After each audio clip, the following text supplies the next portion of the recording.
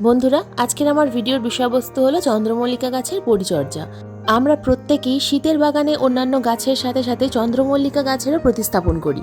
চন্দ্রমল্লিকা হলো আমাদের বাগানের একটি পার্মানেন্ট ফুলের গাছ। একবার ফুল ফুটে যাওয়ার পর পরের বছর এই গাছ থেকে আবার নতুন চারা তৈরি করে কিভাবে আমরা প্রচুর পরিমাণে ফুল পাবো। তাছাড়া যদি এই মুহূর্তে নার্সারি থেকে তোমরা চন্দ্রমল্লিকা গাছের চারা কিনে এনে থাকো, তাহলে সেই চারা কিভাবে প্রতিস্থাপন করবে, জানুয়ারি মাসের মাঝামাঝি চন্দ্রমল্লিকা গাছে কি খাবার প্রয়োগ করতে হবে, সবটাই বলবো আজকের এই ভিডিওতে। তাই আজকের এই ভিডিওটা সম্পূর্ণ মনোযোগ দিয়ে দেখতে থাকো, একটু স্কিপ করে দেখো না বন্ধুরা, স্কিপ করলে অনেক কিছুই মিস করে ফেলবে। নমস্কার, আমি লাবণী, আমার বাগানে তোমাদের সবাইকে জানাই স্বাগত। বন্ধুরা, চন্দ্রমল্লিকা যেহেতু আমাদের বাগানের একটি পার্মানেন্ট ফুলের গাছ, তাই চন্দ্রমল্লিকা গাছ আমরা শীতকালে কিনে এনে সেই গাছ থেকে পরের বছর কিভাবে চারা তৈরি করব সেটা তো অবশ্যই বলবো, কিন্তু তার আগে বলবো কয়েকটা পয়েন্ট।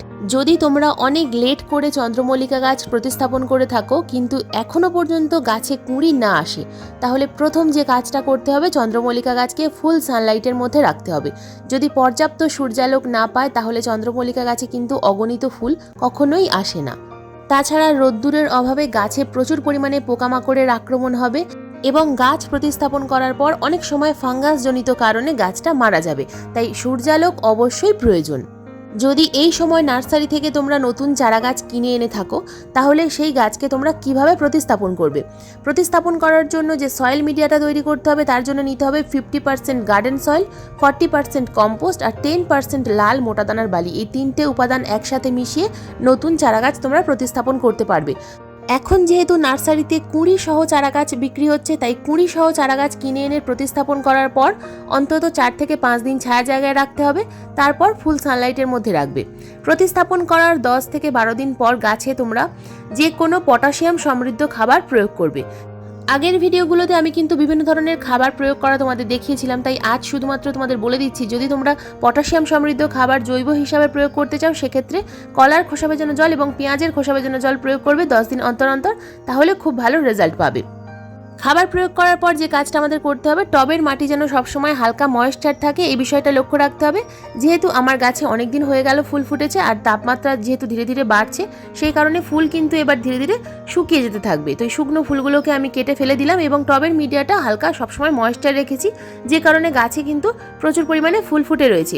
আর সামনে যে গাছটা দেখতে পাচ্ছ, এই গাছের ফুল কিন্তু একেবারে শেষ হয়ে গেছে, তো আর এই গাছে ফুল আসবে না। তো এই গাছটাকে আমি কিভাবে এবার মাদার প্ল্যান্ট হিসাবে রেখে দেবো, গাছটাকে আমি সুস্থভাবে কিভাবে সারা বছর বাঁচিয়ে রাখবো, তো সেটাই তোমাদের এবার আমি দেখাবো।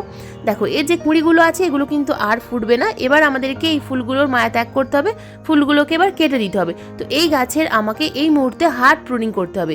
তোমাদের বাগানে চন্দ্রমল্লিকা গাছগুলোর যখন এই রকম সিচুয়েশন আসবে, যখন দেখবে যে ফুলগুলো শুকিয়ে যাচ্ছে, তো সেই মুহূর্তে গাছের হার্ড প্রুনিং করবে। হার্ড প্রুনিং করার পর তোমরা একটা জিনিস খুব ভালোভাবে লক্ষ্য করতে পারবে, নিচের দিক থেকে কিন্তু এই গাছের শাখার ব্রাঞ্চ আসবে। তো সেই শাখার ব্রাঞ্চগুলো থেকেই আমাদেরকে পরের বছরের জন্য নতুন চারা গাছ তৈরি করতে হবে। তো কোন জায়গা থেকে আমি কেটে দিচ্ছি খুব ভালোভাবে লক্ষ্য করো। দেখো, সামান্য পরিমাণ রেখে দিয়ে আমি কিন্তু গাছটাকে সম্পূর্ণ কেটে দেবো। তো ফুলগুলোকে অবশ্যই কেটে ফেলতে হবে এবং গাছের আমাদেরকে পরিচর্যা করতে হবে। তো দেখো, ধীরে ধীরে আমি কিন্তু কাটারের সাহায্যে ডালগুলোকে কেটে দিচ্ছি, কারণ এখন গাছে ফুল থাকলে গাছের এনার্জি নষ্ট হবে এবং গাছটা হয়তো মারাও যেতে পারে। গাছটা সম্পূর্ণ অনেক সময় শুকিয়ে যায় গাছে ফুল থাকলে। তো ফুলগুলোকে এভাবে কেটে দিয়েছি। তো এইভাবে কেটে দেওয়ার পর নিচের দিক থেকে কিন্তু দেখো অলরেডি শাখার ব্রাঞ্চ আসা শুরু হয়ে গেছে। দেখো, একদম ছোট্ট একটা শাখার ব্রাঞ্চ এসছে। তো এই ব্রাঞ্চটা যখন বড় হবে, তো সেই ব্রাঞ্চ কি করতে হবে সেটাও আমি এই ভিডিওতেই দেখিয়ে দেবো। এই ব্রাঞ্চটা খুব তাড়াতাড়ি বৃদ্ধি পাওয়ার জন্য আমাকে এই গাছে কিন্তু খাবার প্রয়োগ করতে হবে। তো কী খাবার প্রয়োগ করতে হবে, এই সময় এই গাছে যেহেতু আমি আর ফুল নেব না, সেই কারণে এই গাছে আমি এখন শুধুমাত্র নাইট্রোজেন সমৃদ্ধ খাবার প্রয়োগ করব। পটাশিয়াম সমৃদ্ধ খাবার এখন আর দেব না। যে গাছে কুঁড়ি আছে সেই গাছে কিন্তু পটাশিয়াম সমৃদ্ধ খাবার প্রয়োগ করতে হবে। তো পটাশিয়াম সমৃদ্ধ খাবার হিসেবে তো বলেই দিলাম, কলার খোসা, পেঁয়াজের খোসা, জল, আর তার সঙ্গে হাফ চামচ পরিমাণ কফি পাউডার মিশ্রিত করে তোমরা সেই জলটা গাছে প্রয়োগ করবে 10 দিন অন্তর অন্তর, তাহলে দেখবে খুব ভালো রেজাল্ট পাবে। আর এই গাছে যেহেতু আমাকে শাখার ব্রাঞ্চটা বড় করতে হবে, সেই কারণে প্রথমে আমি টবের মিডিয়াতে যে আগাছাগুলো হয়েছে সে আগাছাগুলোকে তুলে ফেলবো এবং এরপর আমাকে টবের মাটিটা খুব ভালোভাবে খুশে দিতে হবে। টবের মিডিয়াটা যেহেতু কম্প্যাক্ট হয়ে আছে, জমাট বেঁধে আছে, যে কারণে আমাদেরকে প্রথমেই যে কাজটা করতে হবে, টবের মিডিয়াটা হালকা করে খুশে দিতে হবে এবং খুশে দেওয়ার পর এই গাছে নাইট্রোজেন সমৃদ্ধ খাবার প্রয়োগ করতে হবে। নাইট্রোজেন সমৃদ্ধ খাবার বলতে কম্পোস্ট হলো সবথেকে ভালো নাইট্রোজেন সমৃদ্ধ খাবার। তো কম্পোস্ট আছে, তোমরা গোবর সার, পাতা পচা সার অথবা ভার্মি কম্পোস্ট এখানে প্রয়োগ করতে পারবে। সঙ্গে তোমরা 1/2 চামচ পরিমাণ চা পাতাও দিতে পারবে। তো এই খাবারগুলোর মধ্যে যে কোনো একটা খাবার টবের মাটি খুশে দেওয়ার পর গাছে প্রয়োগ করতে হবে। তবে খুব ভালোভাবে লক্ষ্য রাখবে যেন শাখার ব্রাঞ্চটা কোনো রকমভাবে ক্ষতিগ্রস্ত না হয়, কারণ শাখার ব্রাঞ্চ ভেঙে গেলে আমরা কিন্তু নতুন চারা গাছ তৈরি করতে পারবো না। দেখো, আমি এখানে নিয়েছি কম্পোস্ট এবং নিমখোল। তো আমি এখানে 1 বছরের পুরনো গোবর সার নিয়েছি। তোমরা গোবর সারের পরিবর্তে কিন্তু ভার্মি কম্পোস্ট বা পাতা পচা সার নিতে পারো। 250 গ্রাম কম্পোস্টের মধ্যে 1 মুঠো পরিমাণ নিমখোল ভালোভাবে মিশিয়ে নিয়েছি এবং সেটা এখানে খাবারটা প্রয়োগ করবো। তো এখানে যেহেতু 8 ইঞ্চি সাইজের টব, সেই কারণে আমি এখানে 3 থেকে 4 মুঠো পরিমাণ কম্পোস্ট প্রয়োগ করব। অতিরিক্ত দেওয়ার কোনো প্রয়োজন নেই। ছোট টব হলে 2 মুঠো পরিমাণ, বড় টব হলে 3 মুঠো, তার থেকে বড় টব হলে 4 মুঠো, এইভাবে গাছে খাবার প্রয়োগ করতে হবে। তো এই খাবার ছাড়া এখন আর অন্য কোনো খাবার দেওয়ার প্রয়োজন নেই। এই মুহূর্তে খাবার প্রয়োগ করার পর গাছে জল প্রয়োগ করতে হবে। টবের মাটি সবসময় হালকা ময়েশ্চার রাখতে হবে। এখন এই মুহূর্তে যতক্ষণ পর্যন্ত না আবহাওয়ার তাপমাত্রা খুব বেশি বেড়ে যাচ্ছে, গাছকে কিন্তু তোমরা ফুল সানলাইটের মধ্যে রাখবে। তো দেখো, গাছের যখন শাখার ব্রাঞ্চটা ঠিক এই রকম সাইজের হয়ে যাবে, তখন শাখার ব্রাঞ্চটাকে ভেঙে নিয়ে লাল বালির মধ্যে প্রতিস্থাপন করে দেবে। লাল বালির মধ্যে প্রতিস্থাপন করার পর মিডিয়াতে জল প্রয়োগ করতে হবে। মিডিয়া সবসময় হালকা ময়েশ্চার রাখতে হবে এবং এই টবটা তোমাদেরকে ছায়া জায়গায় রাখতে হবে। ছায়া জায়গায় রাখলে তাহলে তাড়াতাড়ি এই শাখার ব্রাঞ্চ থেকে রুট চলে আসবে। যখন দেখবে যে গাছের একটু গ্রোথ শুরু হয়েছে এবং তখন বুঝতে হবে যে নিচের দিকে রুটও বৃদ্ধি পাচ্ছে, তো সেই মুহূর্তে আমাদেরকে ফেব্রুয়ারি মাসের মধ্যে এই ছোট্ট চারা গাছটাকে অন্য একটা টবে প্রতিস্থাপন করতে হবে এবং ধীরে ধীরে মার্চ মাস পর্যন্ত কিন্তু এই গাছের খুব ভালো বৃদ্ধি হবে। তারপর এপ্রিল মাস থেকে যখন আবহাওয়ার তাপমাত্রা বাড়তে শুরু করবে, তখন থেকে কিন্তু এই গাছের বৃদ্ধি অনেকটাই থমকে যাবে এবং তারপর আমাদেরকে কিন্তু এই গাছের পিঞ্চিং করতে হবে এবং ধীরে ধীরে এই গাছের বৃদ্ধি হতে থাকবে।